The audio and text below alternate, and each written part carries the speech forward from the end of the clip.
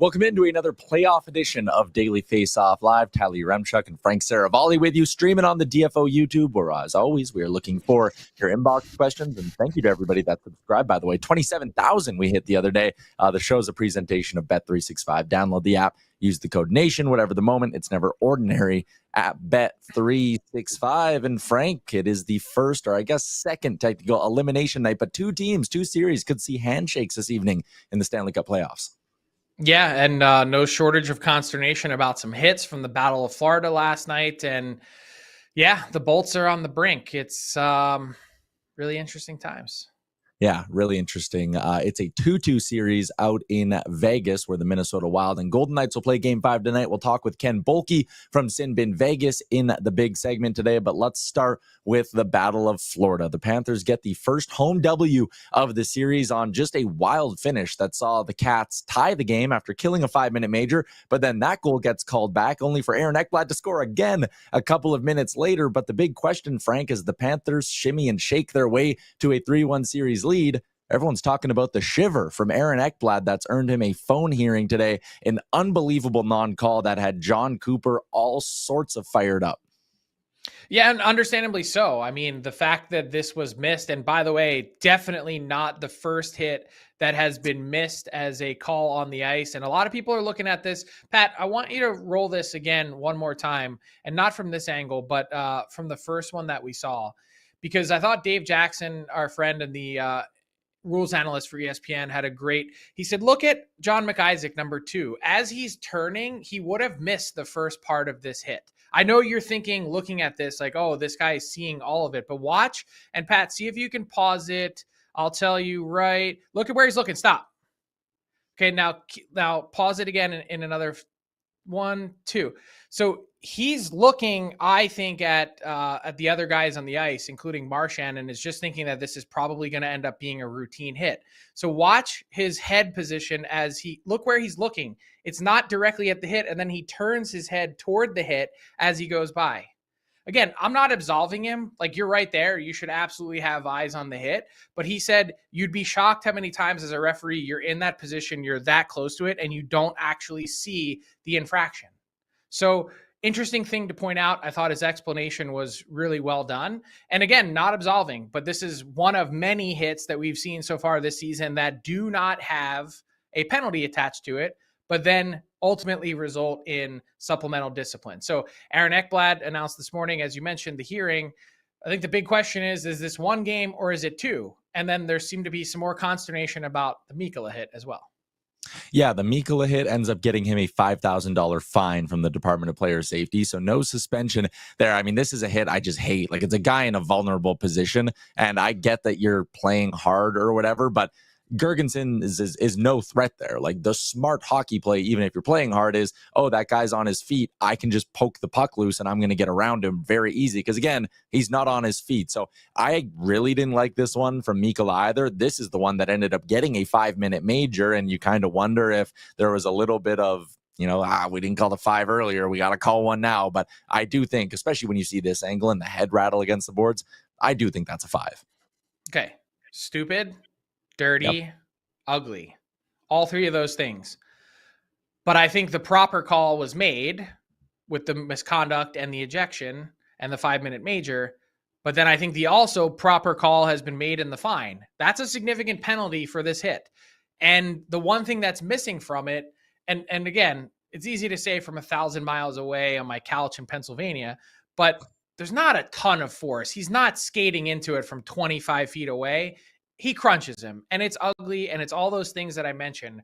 But a fine makes sense when you consider the game misconduct that was handed and a significant opportunity for the Tampa Bay Lightning to change the game. I don't know if you watched that power play live. There wasn't a stoppage from when it started at 5 minutes all the way down to 7 seconds remaining. 4 minutes and 53 seconds of consecutive game time, which gives you an indication of how little the Tampa Bay Lightning created around the net in creating chaos to even cause a stoppage. So few shots, few opportunities, and then the Panthers take that momentum and win the game.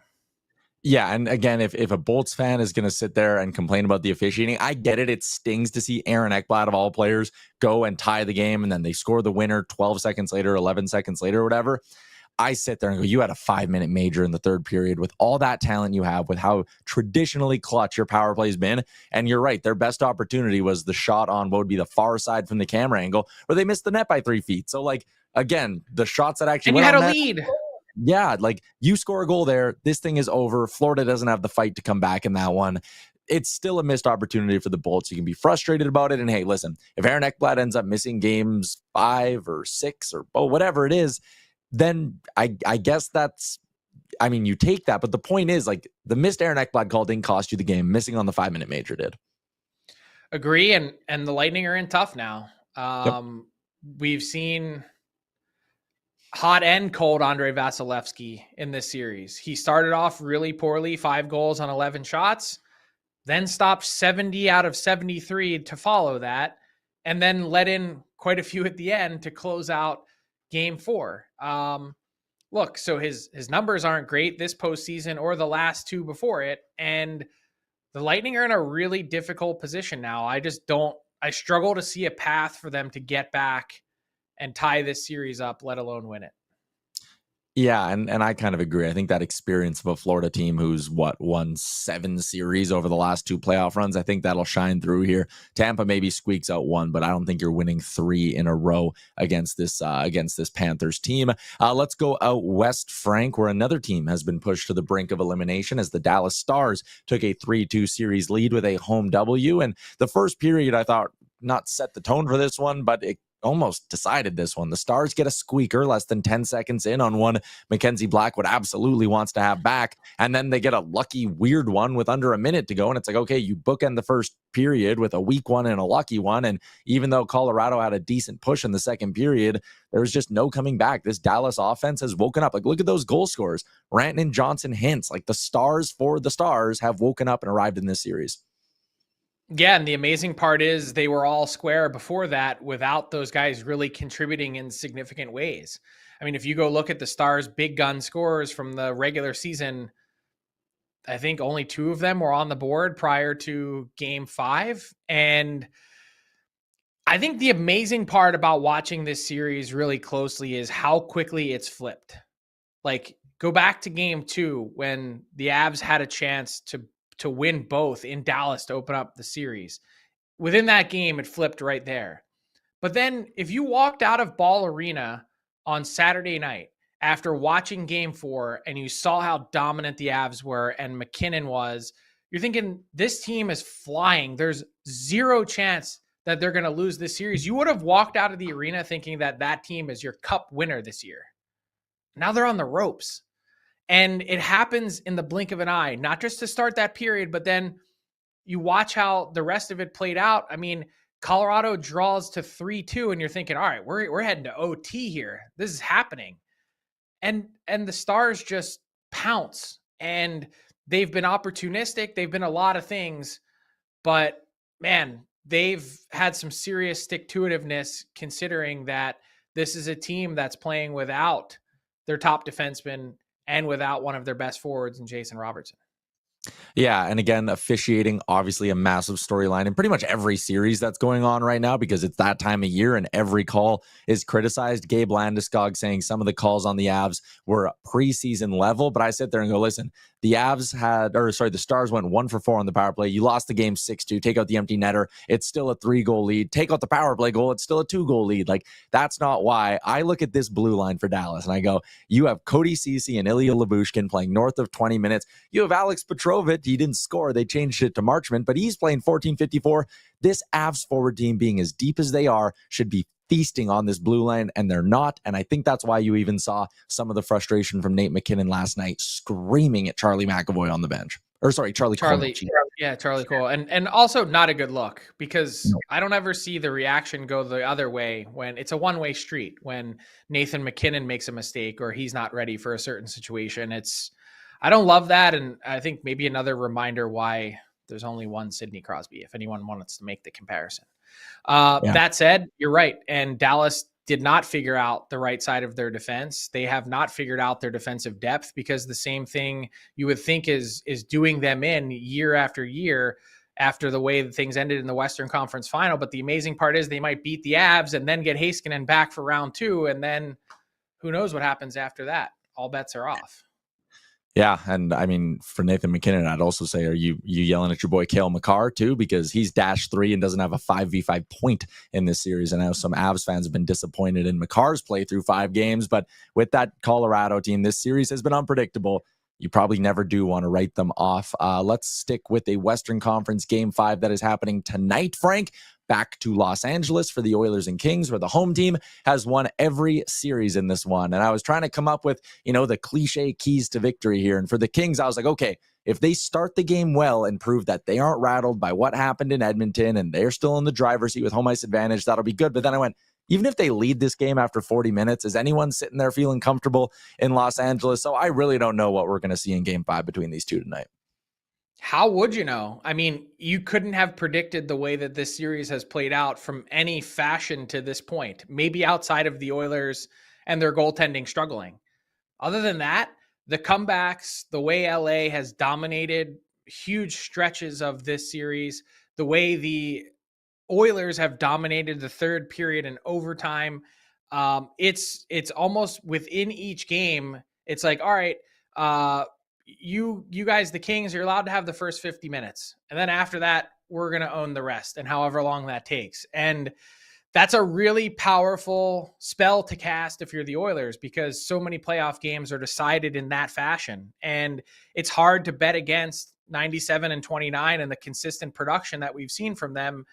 And I wouldn't even say that looking at this graphic, 881 save percentage, like, I don't know that you'd even look at Darcy Kemper and say that he's played poorly, outside of that very weird goal where I'm still not sure what he was doing that resulted in the coach's challenge.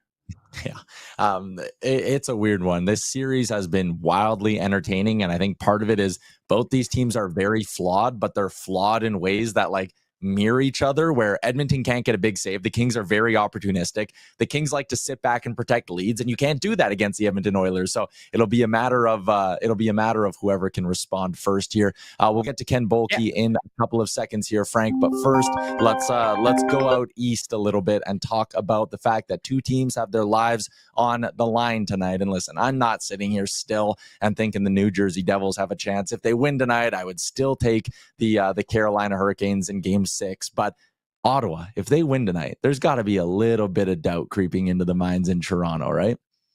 Well, certainly in the fan base. I'd have to think if you're a player that was around for that series against the Montreal Canadiens in the North Division year, you're also thinking same thing. Look, it feels a long way off, but we just talked about how a couple playoff series flipped in the blink of an eye. And all of a sudden, you're right.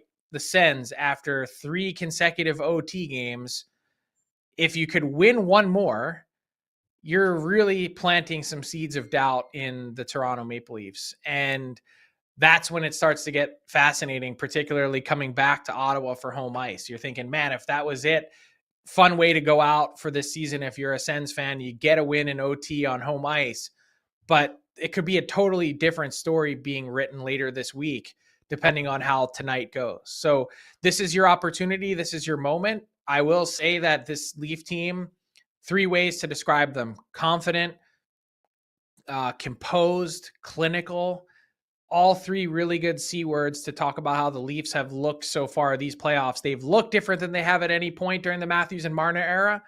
But I also think part of that is in relation to the quality of opponent that they're seeing in round 1. So buckle up. Yeah, they've outscored the Sens at 5-on-5 in every single game, 3-2, 2-1, 2-1, and 3-2. The expected goals lean their way too, especially when you look at high danger opportunities. So I'm thinking the Leafs will close this one out, but there is the part of me that loves chaos this time of year. And it's like, damn, if this thing goes back to Ottawa, you're sitting there going, oh boy, there's suddenly a lot of clenching going on in Toronto, I think. All right, let's get to our big segment for the day. It's brought to you by Budweiser. Budweiser is encouraging buds to make time for playoffs, not excuses. Every goal, every check, every win is better enjoyed with your buds. Phone a bud, text a bud, ping a bud, and call out their excuses for bailing on the playoffs. After all, the playoffs are the most wonderful time of the year. Make them count. When it's springtime, it's go time with Budweiser.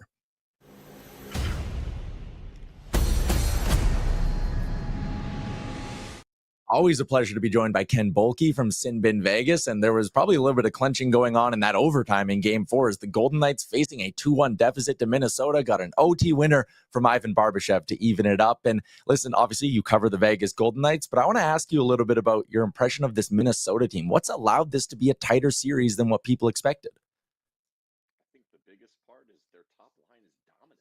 They've been so good in this series. They cannot find an answer for Kirill Kaprizov when he has the puck. Matt Boldy is forechecking the Golden Knights into oblivion, and Eriksson Ek has just kind of hung around in the front and created problems. So it's been really, really impressive how good they've been. So, Ken, with that being said, if you're a Golden Knights fan and you're sitting here going, all right, we got to 2-2, what happens next? Are you feeling good because your top line hasn't really done much, or are you feeling bad because where have they been? And oh my God, I don't know if they're going to score in this series. Yeah, it's a tricky one, right? Because like in one end, you're like, well, Jack Eichel has 1 point, Mark Stone has 1 point. Neither have gotten a goal. Mark Stone's point came when he shot the puck off two guys that were dead off to the side of the goal. Like, there's got to be more than this. But also, it's like we're 4 games in. Bruce Cassidy's swapping all the lines around and trying to go a different route here. It's like they do seem to be a little bit concerned.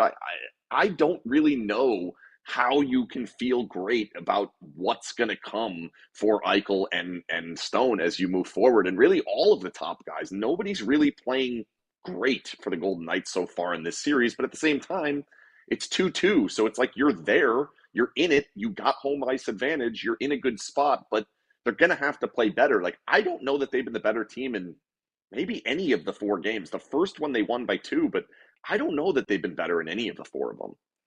So what do you attribute that to? Is that part of like just the line mixing? Like, does that where it come from? Is it on the players themselves? Is it something that Minnesota is doing to them? What do you see as the reason why the Golden Knights have struggled to produce?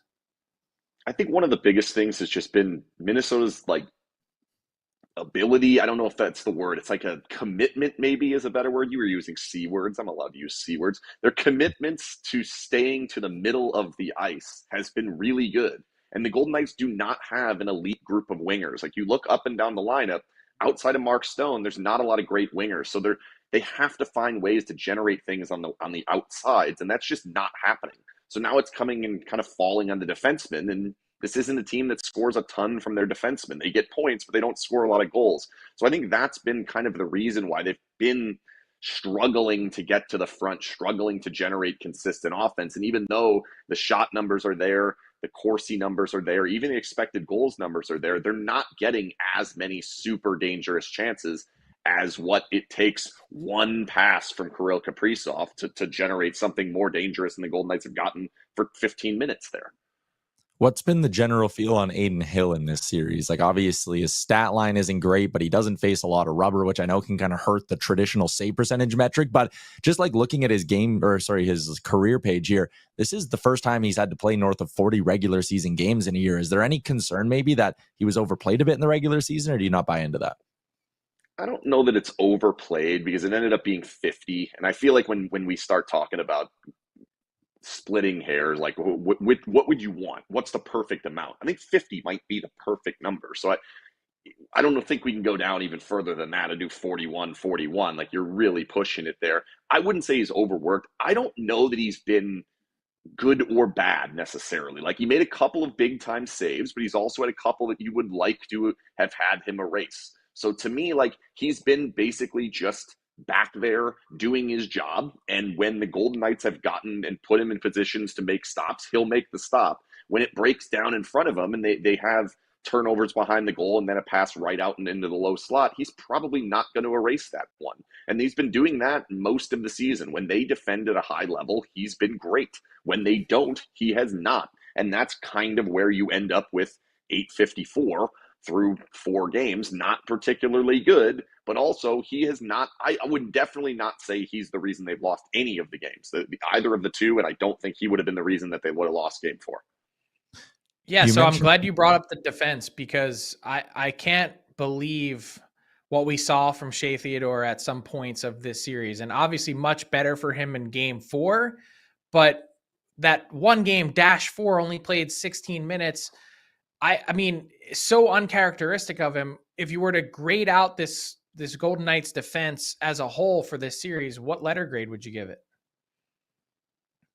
C plus maybe, because they have generated some of the offense. Petrangelo got a goal, Hannafin got a goal, Theodore got the one in game 4 in the power play. Like, they have generated some of their offense, and that's been some of their 5-on-5 offense, which has been a problem. But yeah, the biggest issue is they're getting forechecked into problems over and over and over again. And like you said, that was game 2, that Theodore just could not stop passing the puck to the other team. It was wild to see. Like, I've never seen a game that bad by any Golden Knight ever. Like, any individual Golden Knight, I've never seen one that bad. And then granted, good for him. He turned it around. He was one of their better players in game 4. So he was better. It's just, they've got to find a way. They keep sitting here saying, we're going to stop turning it over. If we just stop handing them opportunities, we'll be fine. But then Trenin rams a guy behind the goal, and now you've got one right out front. Boldy is picking pockets of everybody, even if you want to yap about that one being icing. You still have 2-on-1, and Boldy just steals it, walks to the front, and puts it in the back of the net. Like, the errors, the challenges that have been made that have caused that a lot of these goals, you can say they're self-inflicted, but then when you watch these games and you watch how good these players are forechecking them, it's not. There is another team, and that has been the problem. Granted, game 4 ended with the Wild doing exactly that, giving the Golden Knights the game winner in overtime. I hope this makes sense, but this Golden Knights team and what you've seen through 4 games, let's say they get past Minnesota. Has anything you've seen here, have you less convinced that they're a team capable of going on a deep run, or is this just maybe a worse matchup for them stylistically than people thought? I guess the challenge is it depends on the next opponent, because if the next opponent is LA, then is that not just a better version of the Minnesota Wild? Like, you would think that it's kind of going to be a similar style. Now, they're not necessarily doing that in that series. They can't hold on to a lead to save their lives. But if they play the Golden Knights, I don't think you're going to get 3-goal comebacks every single night the way that's going there. If they play Edmonton, like, I think it's going to be completely different. And all of a sudden, you're not going to be gummed up through the neutral zone. You're not going to be having a hard time getting to the front. And maybe we see a completely different team. So as far as I'm concerned, though, the worry is getting through these 3 games. I'm not convinced they're going to win this series yet. I still think they're in a fine spot. I'm interested in what happens with the line mix up here with Carlson playing with Eichel. That's a huge roll of the dice that they've never done before. That's really loading it up defensively and saying, we've got to take away that top line. If that goes well, maybe we start feeling differently, but I'm not looking forward ahead at all yet, because they are not in a great position to win this, to say, like, I'm for sure they're going to win this, which I did feel, a week ago. So let's wrap with this, because let's just play hypothetical, Ken. If the Golden Knights don't win this series, there's been lots of speculation. Hey, what happens next with this coaching carousel? We got eyes on Jim Hiller and his decision-making. How does he come back from that in LA? We've got eyes on John Cooper and the Tampa Bay Lightning. What happens next after this fantastic 12-year run? The Golden Knights just won the Cup a couple years ago, but I've seen people say publicly, and I don't really understand where it's coming from, hey, Bruce Cassidy could be one of those guys that they make a coaching change if the Golden Knights lose round 1. Does that make any sense to you? Not really. There's always going to be the way that it ended in Boston, and people are going to say, well, he loses the room and the guys stop respecting him, and that, or maybe not respecting him, but the message doesn't get through anymore because he's kind of a hard ass on them, and sometimes that can wear on guys. To me, that's insane. Like, he's won the division 2 out of the 3 times. He's getting 50 wins year after year. They won the Stanley Cup. They're one of the most structured teams in the league. Like, to me, if this doesn't go well and they fall apart in this series, or at least even if it's a close 2 games here and they lose them both, it's not on Bruce Cassidy. Look at the construction of the roster and look at where the downfalls are, because there are some pitfalls in this roster. The good news is they've got room. They've got cap space, which I know the rest of the league hates to hear, but the Golden Knights actually do have cap space moving forward, and they can make this team better. I think firing Bruce Cassidy would be absurd, and I think it would be one of the fastest a coach gets picked up you've ever seen. The moment he gets fired, he's the head coach of someone else, and probably someone else that's going to beat the Golden Knights quickly, kind of what happened with DeBoer. Not that they did a bad thing there, but I could see that happening. If he gets fired, it's ridiculous, like absolutely ludicrous. Ken, always a pleasure having you on the show. Enjoy the rest of the series, and we'll chat again soon. Sounds good. Thanks.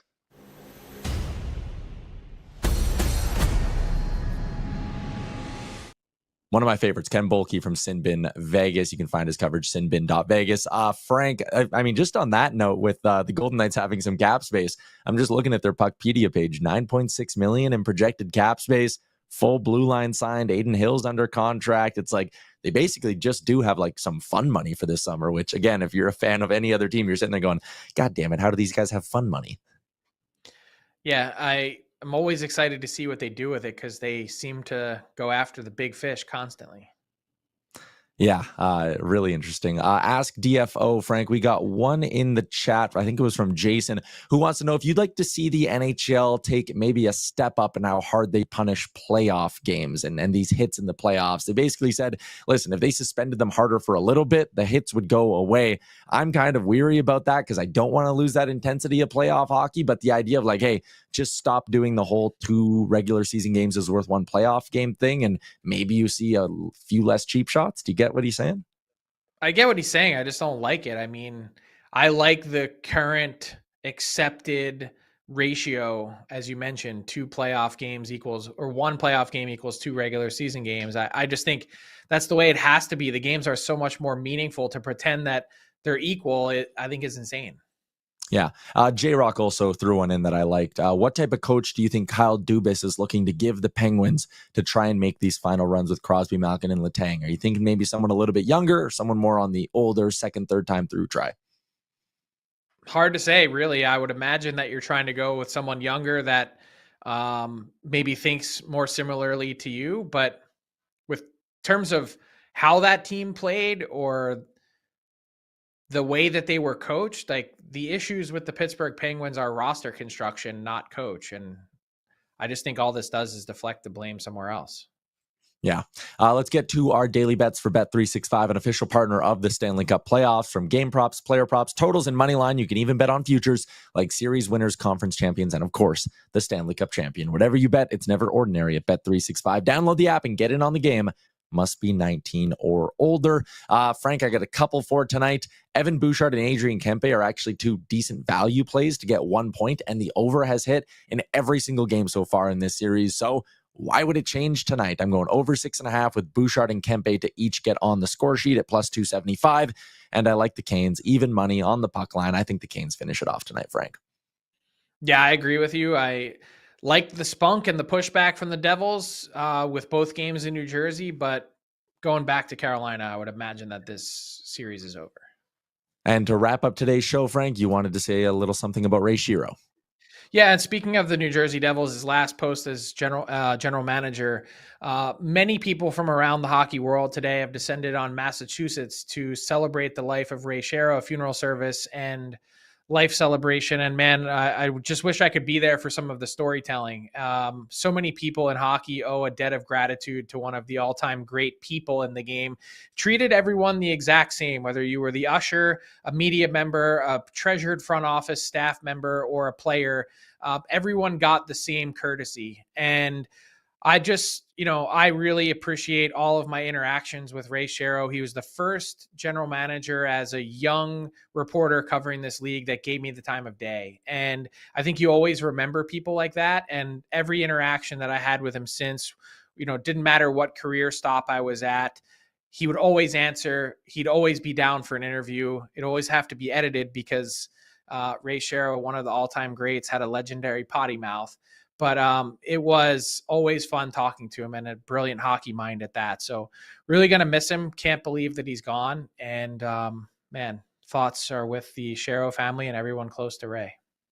Yeah, very well said, Frank. Thoughts to everyone who knew Ray Shero on what's going to be obviously a tough day. That is a wrap on today's edition of the show. Thank you once again to everybody in the YouTube and to our friend Ken Boehlke for joining us for a little bit of talk. It's an elimination night in the Stanley Cup playoffs tonight. So when we hit the air again tomorrow at noon Eastern, there could be a couple of teams who are heading to Cabo. We'll chat with you all on Wednesday.